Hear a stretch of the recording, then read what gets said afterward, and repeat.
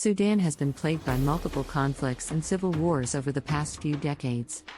One of the most notable conflicts is the Darfur conflict, which began in 2003 and continues to this day. The Darfur conflict is a complex, multi-layered conflict involving several groups, including the Sudanese government, various rebel groups, and ethnic militias. The conflict initially began when rebel groups in the Darfur region rose up against the government, citing a lack of political representation and economic marginalization. The Sudanese government responded by unleashing militias, known as the Janjaweed, to suppress the rebels.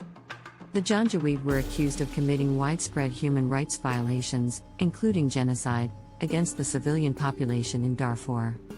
The conflict has caused significant displacement and suffering, with an estimated 300,000 people killed and 2.5 million displaced from their homes.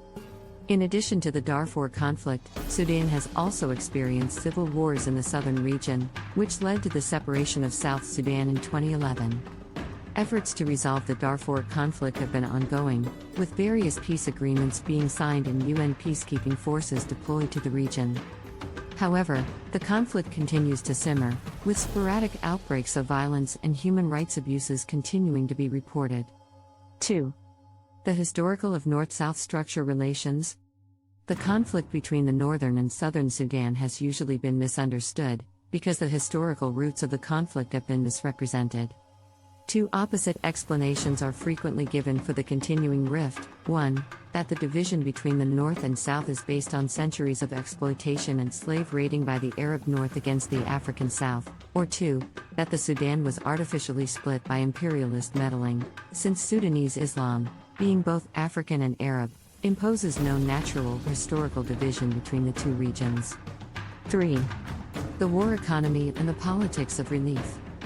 The human cost of the war has been immense, though no reliable figures exist to tabulate that cost. Superscript 1 After nearly 2 decades of fighting, issues of relief and rehabilitation have become entangled with the related issues of war aims and the peace process.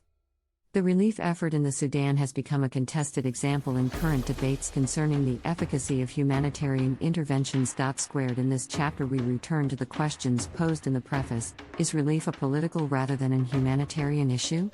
Do relief programs shorten or prolong conflict? 4. Comprehensive or temporary peace truce? It is sad, but it is not shocking.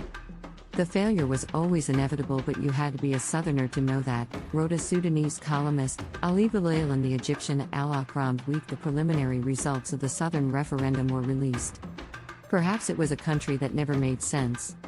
For it to have made any sense required us all Sudanese to swear allegiance to something bigger and more important. It couldn't be the tribe because there are so many. It couldn't be the race because there are so many. Please subscribe, share, and like for more videos like this.